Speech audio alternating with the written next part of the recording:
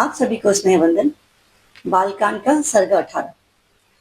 अब यज्ञ के पश्चात जब राजा अयोध्या वापस आ गए और अपनी रानियों के साथ रहने लगे, उसके पश्चात उनके चारों पुत्रों का जन्म हुआ, जिसका कि श्लोक इस प्रकार से है।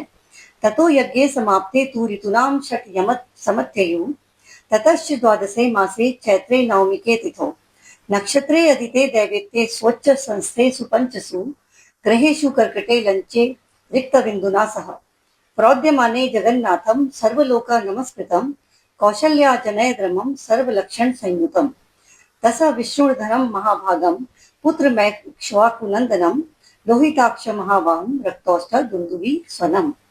यज्ञ समाप्ति के बाद जब 6 ऋतुएं बीत गई, तब 12वें मास में चैत्र के शुक्ल पक्ष की नवमी तिथि को पुनर्वसु नक्षत्र एवं कर्क लग्न में कौशल्या देवी ने दिव्य लक्षणों से युक्त सर्वलोक वंदित जगदीश्वर श्री राम को जन्म दिया।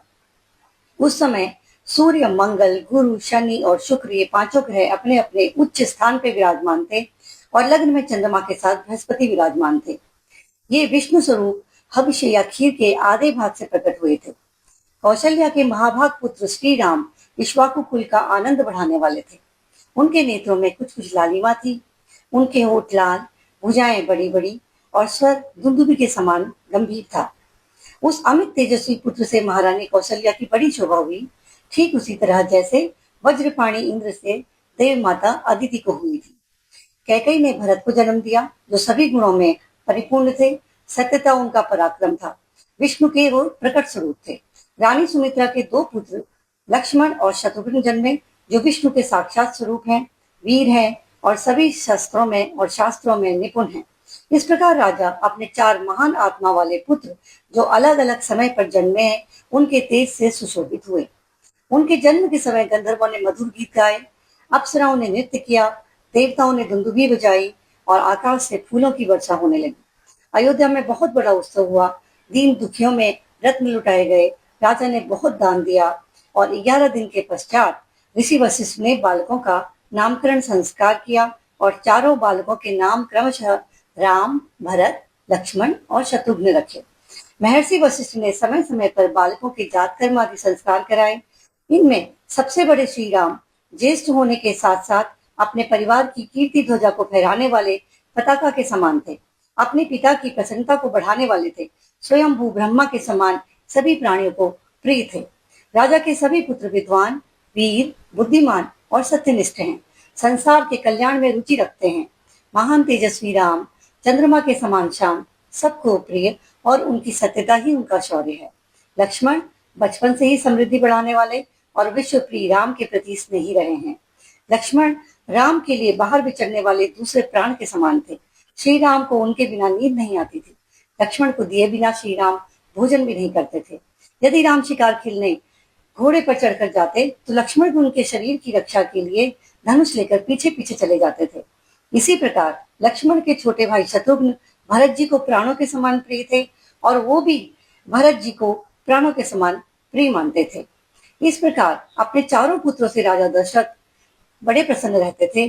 जिस तरह 4 दिक्पालों से ब्रह्मा जी को होती थी, उसी तरह से राजा दशरथ प्रसन्न होते थे। ये सब बालक जब समझदार हुए तो समस्त सद्गुणों से संपन्न हो गए।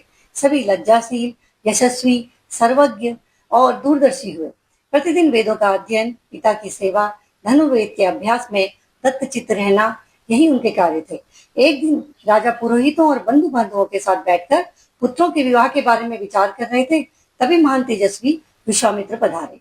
उन्होंने द्वारपालों से कहा, तुम लोग महाराज को जाकर बोलो कि कुशिक वंशी का अधिपुत्र विश्वामित्र आए हैं। उनकी बात सुनकर द्वारपाल घबराए हुए राजा के दरबार में गए और उन्होंने अवध नरेश दशरथ से कहा, महाराज, महर्षि विश्वामित्र पधारे हैं। राजा सावधान हो गए। उन्होंने पुरोहित को साथ लेकर हर्ष के साथ उनकी अगवानी की। विश्वामित्र जी कठोर तप का पालन करने वाले महान तपस्वी थे। वे अपने तेज से प्रज्वलित हो रहे थे और उनका दर्शन करके राजा का मुख कमल के समान खिल उठा। उन्होंने ऋषि को अर्घ्य निवेदन किया। फिर राजा का अर्घ्य स्वीकार करके महर्षि ने उनसे कुशल मंगल पूछी।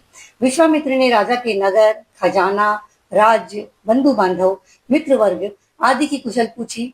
उनके शत्रु राजाओं का व्यवहार और राजा के मनुष्य कर्म, यज्ञ, पूजा, देव कर्म, अतिथि सत्कार आदि के बारे में भी कुशल ली। फिर ऋषि वशिष्ठ और अन्य ऋषियों से मिलकर उन सबका यथावत कुशल समाचार पूछा और फिर महल में आसन ग्रहण किया। तब राजा ने प्रसन्न होकर मुनि की प्रशंसा करते हुए कहा, हे महामुने, जैसे मरण धर्मा मनुष्य को अमृत मिल जाए, निर्जल प्रदेश में वर्षा हो जाए, संतानहीन को संतान की प्राप्ति हो जाए, कोई भी निधि मिल जाए, महान उत्सव से हर्ष हो, वैसे ही आज आपके शुभागमन से मुझे हर्ष हुआ है। आपका स्वागत है। आपके मन में ऐसी कौन सी कामना है जो मैं हर्ष के साथ पूर्ण कर सकूं? आप पूर्व काल में राजर्षि थे और महान तपस्या करने के पश्चात ब्रह्मर्षि हुए। आप दोनों ही रूप में पूजनीय हैं। आपके आने से मेरा घर तीर्थ हो गया। आप अपने आने का उद्देश्य बताइए। आप जो भी आज्ञा देंगे मैं उसका पूर्ण रूप से पालन करूंगा। आप अपने मन से कदापि संशय निकाल दीजिए। आपके आने से मेरा अभ्युदय का ही अवसर आया है। ऐसे मनस्वी नरेश के विनय युक्त सुखी वचन सुन करके विख्यात गुण और यश वाले शम दम आदि सद्गुणों से संपन्न महर्षि विश्वामित्र बहुत प्रसन्न हुए और उन्होंने राजा से कहा,